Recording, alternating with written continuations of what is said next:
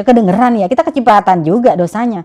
Kerudungnya baru pengen pamer, niat orang beda-beda. Ya begitu gangguan ada aja emang kalau kita pengen niat baik mah ya setannya banyak banget. Baju main cakep-cakepan. Hai semua, assalamualaikum, alhamdulillahirrahmanirrahim. Allahumma salli ala sayyidina Muhammad wa ala ali sayyidina Muhammad. Balik lagi di The Ruby Sam Channel. Nah teman-teman, di video kali ini saya bakal bahas soal majelis taklim. Apakah ada majelis taklim di Arab Saudi?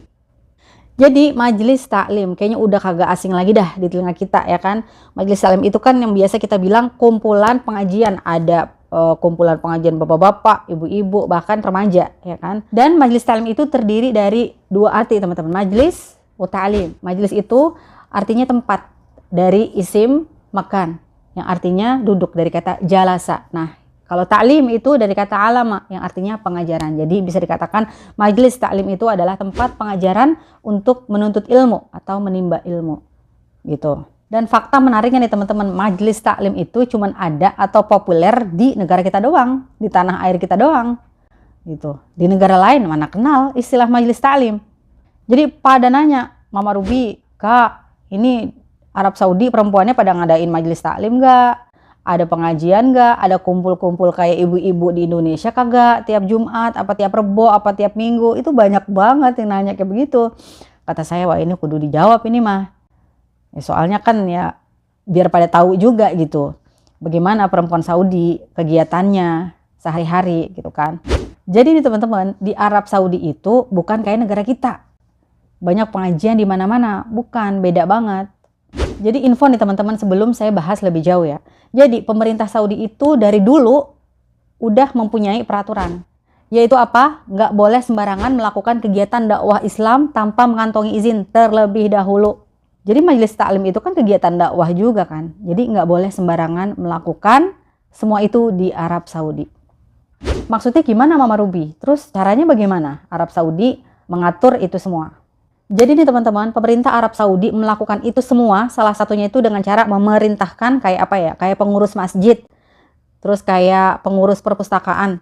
Kayak pengurus masjid itu meninjau, terus ngecek apakah ada kegiatan dakwah yang menyimpang, terus juga ngecek perpustakaan setempat. Karena kenapa? Karena khawatir ada buku-buku yang isinya menyimpang dari akidah yang dianut oleh warga Saudi itu sendiri. Jadi di sini cukup ketat teman-teman, dan nggak sembarangan ngadain kegiatan dakwah Islam. Lah terus Mama Ruby, banyak kok orang Indonesia yang melakukan pengajian di Arab Saudi. Nah emang teman-teman, saya juga pernah ngadirin beberapa kali pengajian itu yang dibuat sama akhwat orang-orang Indonesia, yang isinya orang-orang Indonesia, nggak ada perempuan Arab Saudi gitu. Terus saya nanya sama Baba Ruby lah, kok kalau emang peraturannya ketat, kenapa orang Indonesia banyak ngadain pengajian di Arab Saudi gitu. Terus kata Baba Ruby, itu bisa dibilang kayak azumah. Azumah itu undangan, tapi mereka isi perkumpulan itu dengan kajian-kajian yang bermanfaat. Kayak misalnya mereka ngebahas fikih, kitab ta'limul muta'alim, kayak cara menuntut ilmu bagaimana, cara kita adab sama orang lain bagaimana itu. Dan itu nggak apa-apa, yang penting nggak menyimpang dari ajaran Al-Quran dan Sunnah. Jadi kalau tetap melanggar ketentuan atau peraturan yang udah dibuat oleh pemerintah Saudi, nah itu bakal dimintai pertanggungjawaban, entah dari ustadz atau ustazahnya. Gitu. Itu kalau menyimpang ya teman-teman. Tuh. Tapi untuk wanita Saudi itu sendiri nggak ada ngadain majelis taklim. Dan sampai nih teman-teman, itu ada laporan berkalanya. Jadi setiap bulan itu harus menyerahkan laporan ke Kementerian Agama. Kalau misalnya perpustakaan itu aman, kalau misalnya masjid ini itu aman, nggak ada kegiatan-kegiatan yang melanggar akidah, yang menyimpang akidah. Gitu sampai segitunya. Terus Mama Ruby, perempuan Saudi nggak ada yang ngadain majelis taklim gitu dong? Nggak ada yang kumpul-kumpul kayak ibu-ibu di Indonesia dong? Jawabannya, mereka itu perempuan Saudi ada taklim, tapi hanya di masjid. Dan itu hanya taklim atau belajar Al-Quran atau tahfiz Quran, ada di masjid. Dan dia itu biasanya mulai dari jam 3 sampai jam 5 sore teman-teman. Dari asar sampai menjelang maghrib. Itu doang taklim mereka perempuan Saudi. Dan saya udah sempat mau ngaji itu mau ipar. Dari asar ada waktunya, dari setelah asar ya, setelah asar sampai jam 5 dah gitu menjelang maghrib. Ada waktunya, ya cuman ada aja gangguannya, entah dari Ruby, entah dari anak-anak yang mau ipar. Ya begitu gangguan ada aja, emang kalau kita pengen niat baik mah ya setannya banyak banget. Makanya ya Allah kapan ini? Pengen banget kan yang ngajarin itu kan ada orang Saudi juga, perempuan Saudi gitu. Jadi yang ngajarin perempuan mah perempuan, laki-laki mah laki-laki. Jadi selain pengajian Al-Quran di masjid, itu nggak ada taklim-taklim lain deh tuh. Perempuan Saudi itu aja udah tahfiz Quran di masjid, nggak ada itu pengajian kumpul-kumpul tiap siang habis zuhur, hari Rebo kali, hari Minggu biasanya begitu kan. Itu nggak ada.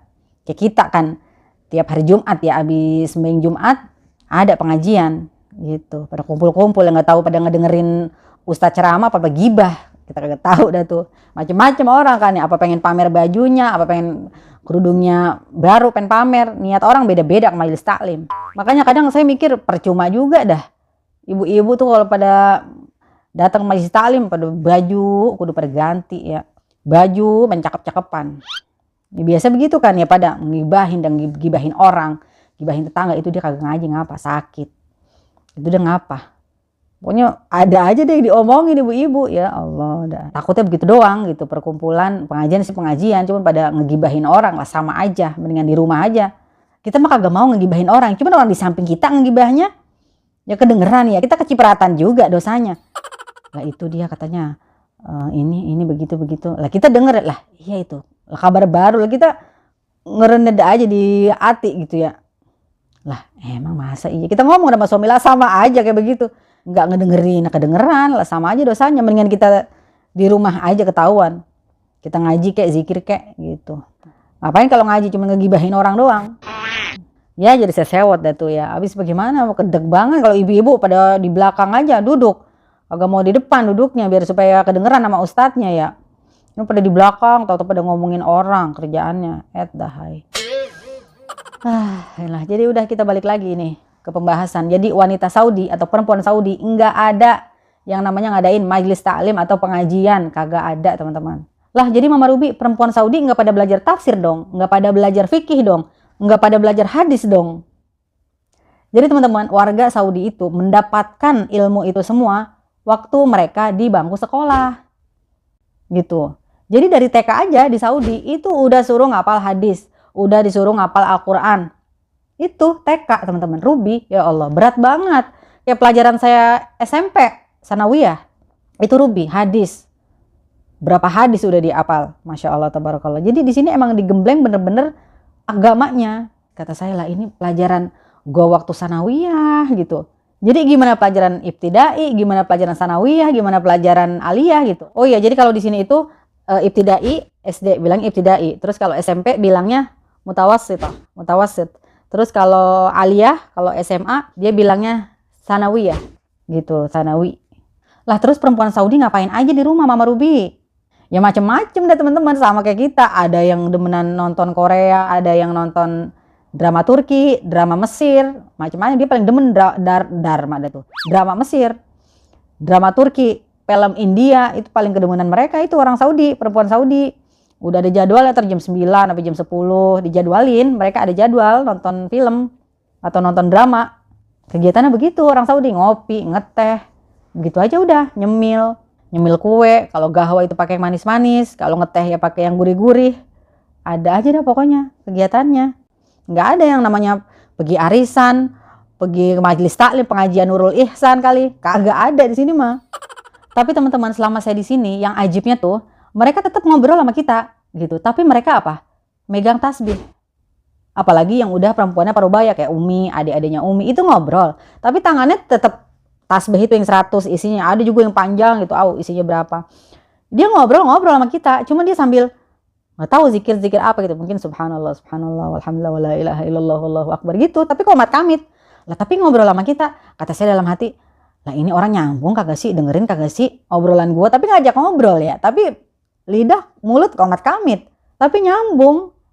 Masya Allah, ada itu yang bikin saya ajib gitu. Bukannya riak sih, kalau riak mah ya mungkin entar sekali bertasbih, entar kagak, entar iya, entar kagak. Enggak, kalau ini mah tiap ketemu emang pegangan tasbih, Masya Allah gitu. Tapi kalau untuk yang anak-anak muda ya jarang-jarang. Tapi mereka ya walaupun begitu zikir hatinya, Masya Allah, itu yang saya ajib lah.